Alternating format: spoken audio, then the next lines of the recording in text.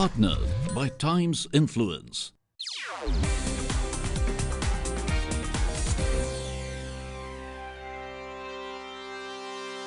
Ladies and gentlemen, doctors and respected friends from the healthcare industry, it gives me great pleasure to invite you to the India Today Excellence Awards 2018, Maharashtra.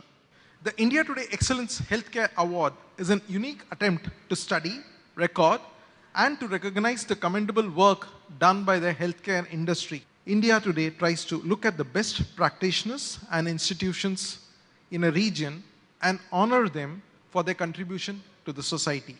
This is a humble way of saying thank you. Without much ado, may I request Mr. Anil Fernandez, the Associate Publisher of the India Today Group, to come on stage and take forward the proceedings. It is a pleasure to welcome the leaders of the healthcare industry. It is indeed satisfying to know that we all are in safe hands. The India Today Group has always been in the forefront when it comes to acknowledging the contributions of individuals and organizations to society and celebrating their success. We believe success begets more success, and would like to applaud more people from your fraternity. To evaluate and classify the best doctors or hospitals is always a challenge. To acknowledge and appreciate your good work, we have with us Dr. Deepak Samant, the Honorable Minister for Health from Maharashtra. It is indeed a pleasure to have with us a health minister who is a doctor by qualification. A man who knows the subject and the need of the hour is also the right man to applaud your efforts on behalf of the people. He is very passionate about organ donation. In fact, he has been practicing it quite seriously. May I now request the minister to address the audience, please. India Today has organized this program to recognize your talent, your efforts, your excellence in the field of the healthcare. There are so many hospitals which are rendering the services in all throughout the Maharashtra. You must have considered all the hospitals which are giving the small hospitals, big hospitals, nursing homes, daycare centers, and whatnot. These hospitals are necessary for the rendering the service because alone the government cannot cater such kind of services. No doubt we are catering around 6 crores of the people all throughout the Maharashtra in primary, secondary and tertiary healthcare. We have got 2 super specialty hospitals in Amravati and Nashik, where everything is done which is considered to be, which comes under the banner of the super specialty. The city called Amravati, our doctors have undertaken a first kidney transplant in the history.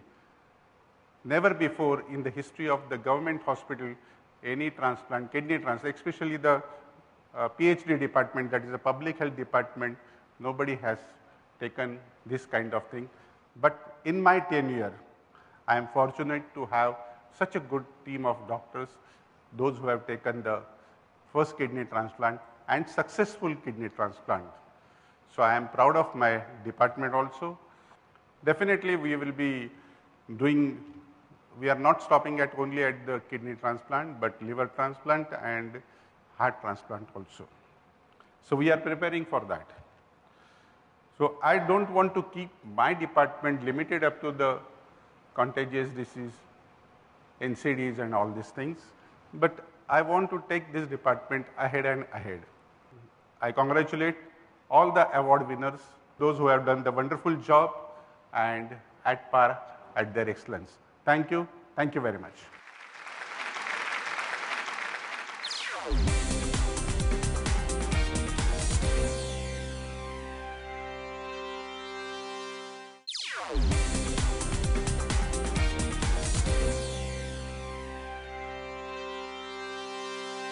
With such an august gathering congregated in this room, we are keen to make the most of it.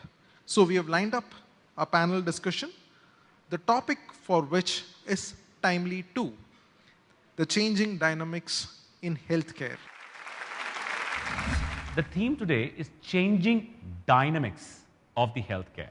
Let us start with the senior most, that is Dr. Lalit Kapoor. Sir, you have seen actually the changing dynamics of what is happening over the years. He has almost completed 50 years of practice. So what is your bird's eye view of the changing dynamism of healthcare practice? There has been a sea change in the way we practice medicine earlier and the way things have metamorphosized now and changed very, very rapidly. Essentially, the doctor-patient relationship has changed tremendously. Whereas in earlier days, the doctor-patient relationship was what is called a paternalistic one. But over the years, this paternalistic pattern has given way, of course this is all over the world, into what is called patient autonomy. That the patient is master of his body. He has a right to decide what he would like to do. So the duty of the doctor is merely to explain to the patient that, look here, this is what is wrong with you, this is what you need, this is what will happen if you don't do what I tell you, these are the things that can go wrong. Now, having got all the information, you have to decide what you want. So this is one big change that took place. The doctor-patient relationship has eroded tremendously over the years, and particularly the Consumer Protection Act 1986. After this act brought in the medical profession into the jurisdiction of this act, that is the time when the patient became a consumer. So there was a consumerization of the patient. The doctor is now referred not to as a doctor, but as a healthcare provider, as a provider. And healthcare became a commodity. Apart from that, there is corporatization of hospitals. We have corporates who have now started hospitals. There are several changes, I can go on and on, but I think things have changed tremendously, and therefore we need to cope up with these changes. I would like to ask Harsh. Harsh, you are a chartered accountant, you're an IM, finance MBA. You have been dealing with a lot of healthcare people, whether it comes to funding, etc. So when an investor thinks about healthcare, what is the kind of perspective they have? Because the government is trying to pull us down when it comes to the generation of the income. And the investor is only looking at how early can I get out and get my investment out after making my profit. So what is your thoughts about that? So from an investor's angle, what we've always observed, healthcare has always been the long-term pot of gold.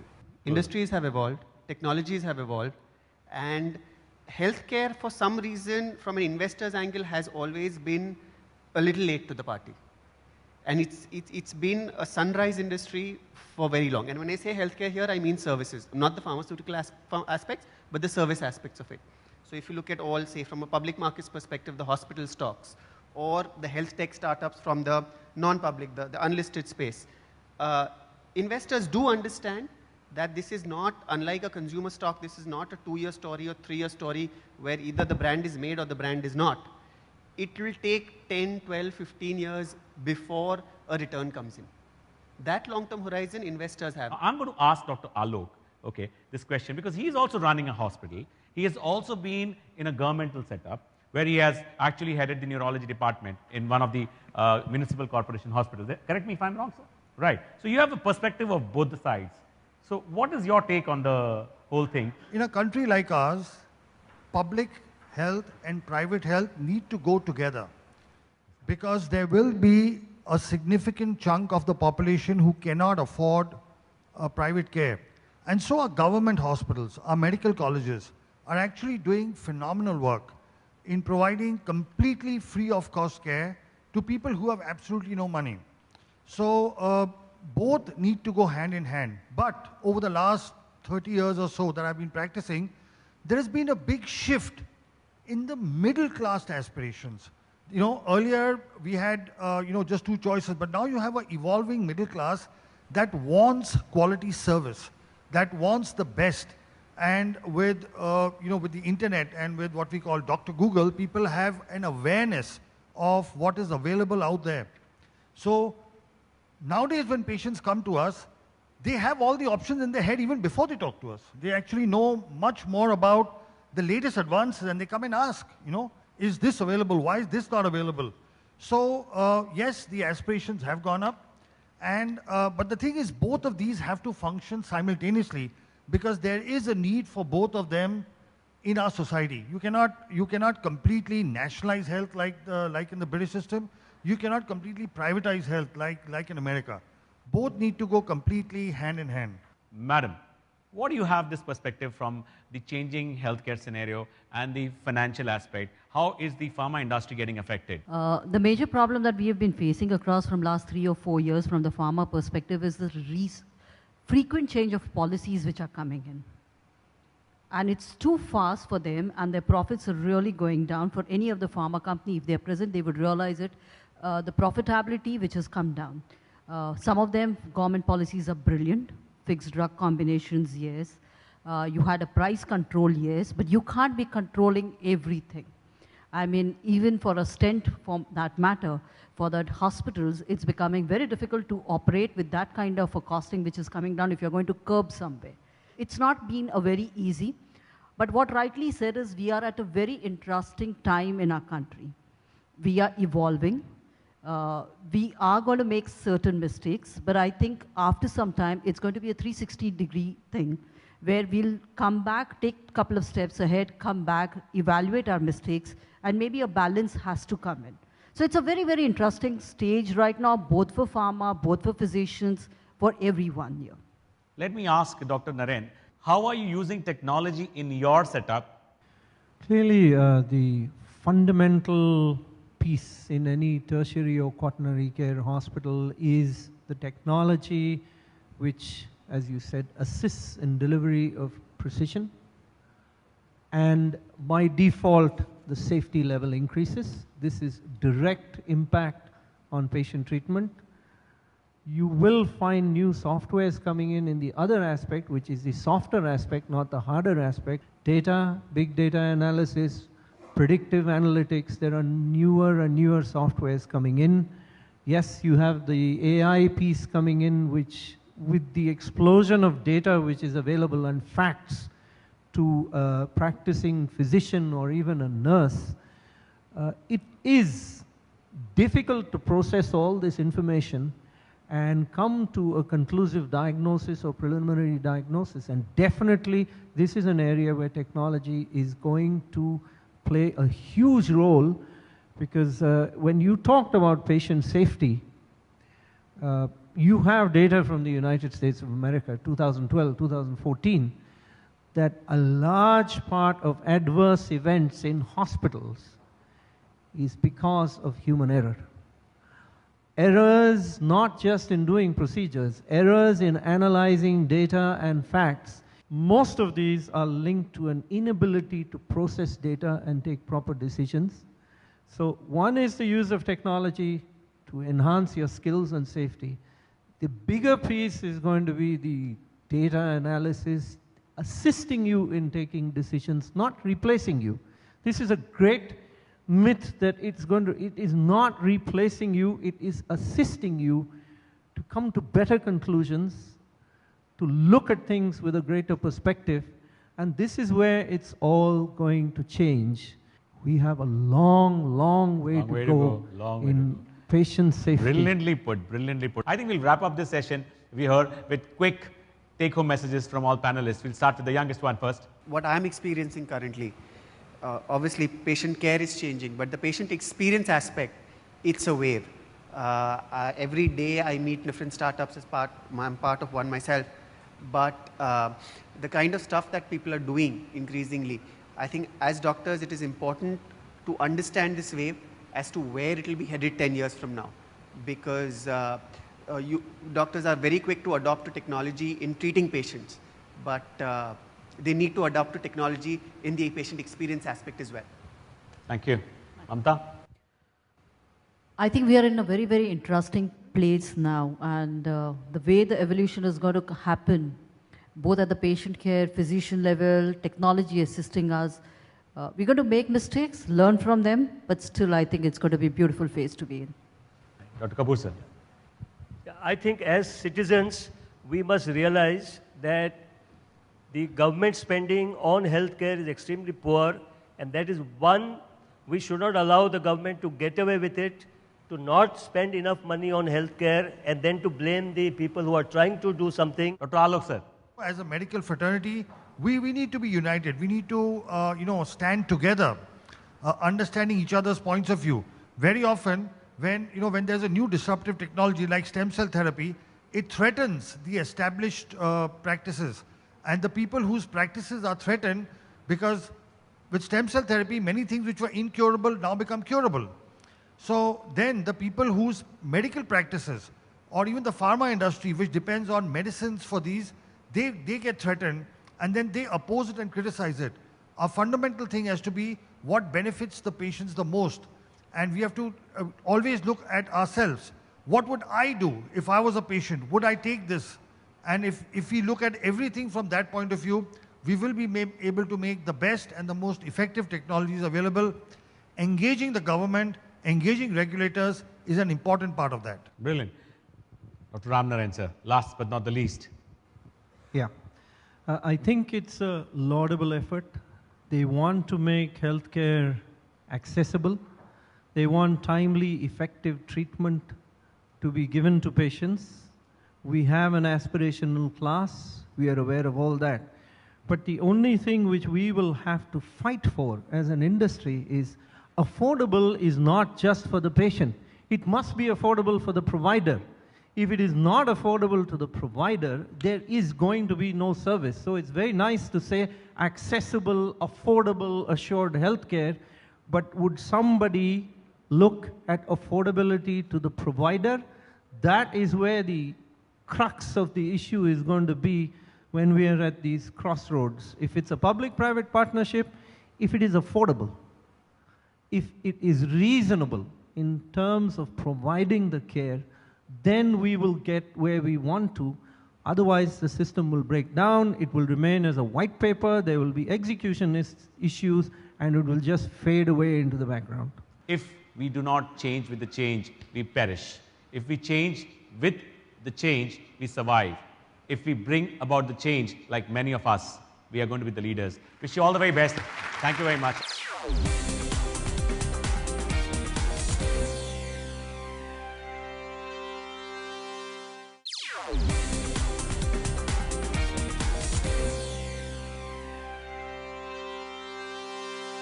So we come to that time of the evening when we are going to be recognizing the winners. So can we start off with the first awards, which goes to Excellence in Multi-Speciality Hospital from Mumbai. The winner is Kokilaben Dhirubhai Ambani Hospital.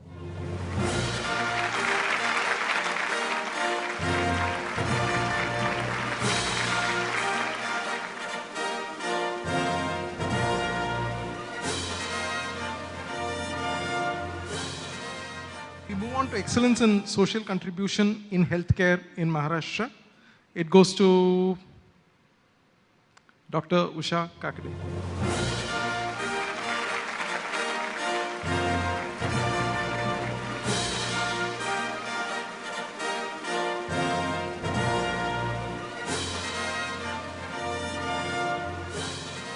The next award is for Excellence in Cancer Care, and the hospital is HCG Apex Cancer Center.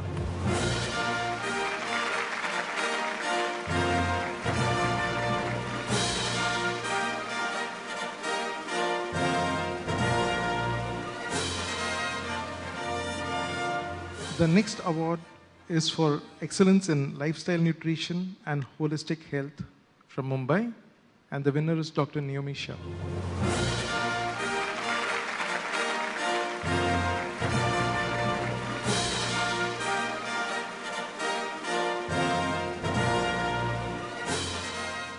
We have for Excellence in Cardiology from Mumbai, the winner is Dr. Rajesh Rajani.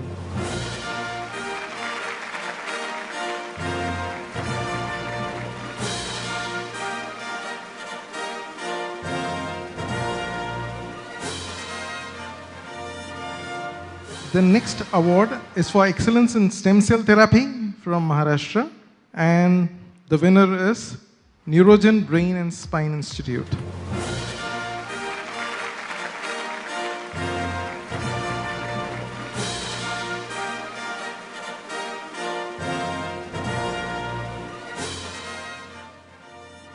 The next in the sequence is for Excellence in Diagnostic Center from Mumbai, and the winner is iGenetic Diagnostics.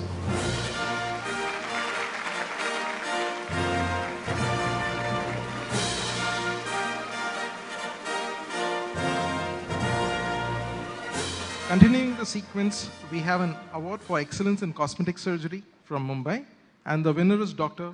Parag Telang.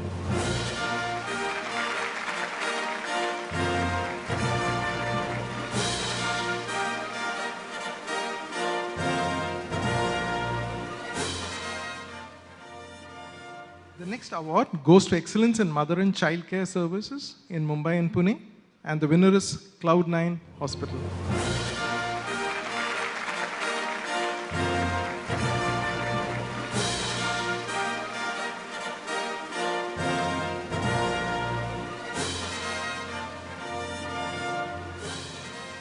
The next in the sequence for awards is for Excellence in Genetic Lab Services from Mumbai, and the winner is Lilac Insights.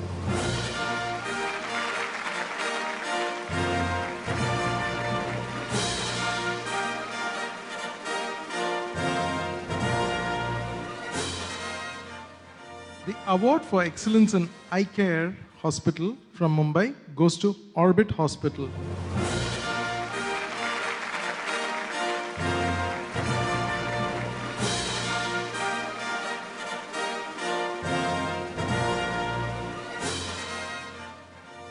The award for Excellence in Ophthalmology from Pune goes to Mahavira Eye Hospital from Pune.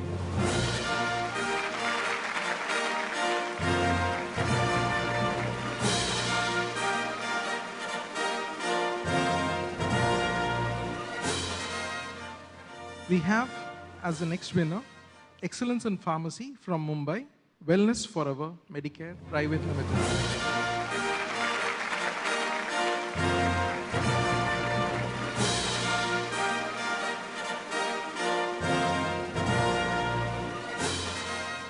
The next award goes to Excellence in Women's Healthcare from Mumbai, and the winner is Women Hospital.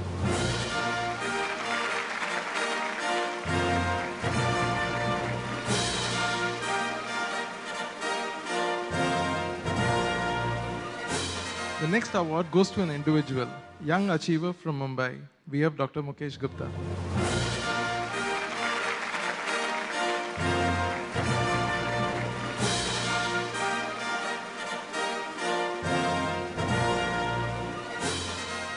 The last award for the evening today goes to an individual again, Excellence in Coach for Psychology of Eating, Diet Planning and NLP expert from Mumbai, Navidi Vadwa.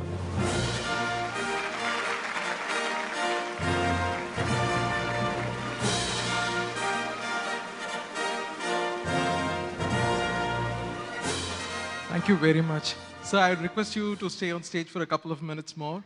We are coming out of the coffee table book on all these inspiring people, so we'd want you to just unveil the book as well.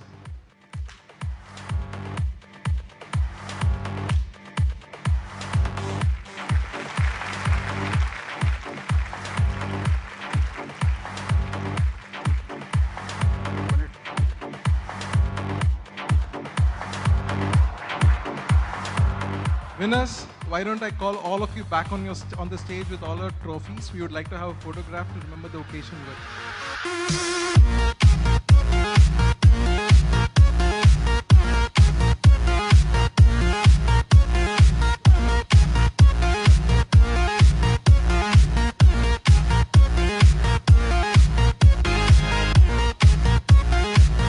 It's been a remarkable evening.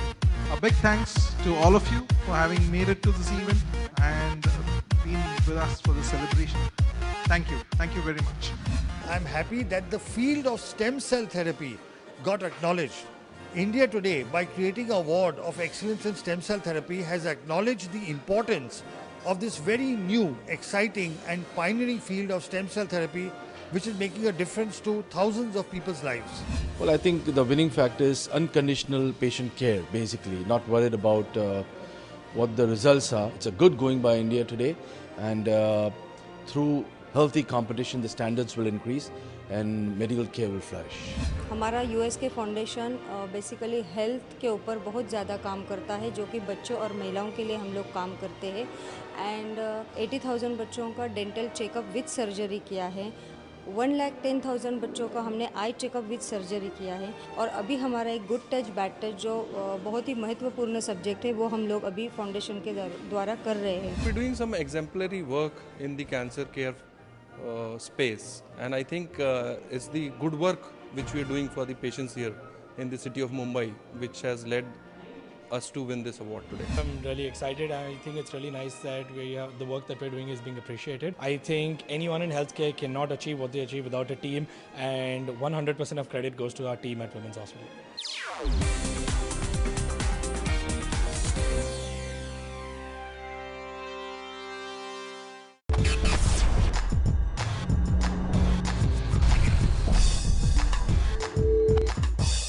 Partnered by Times Influence.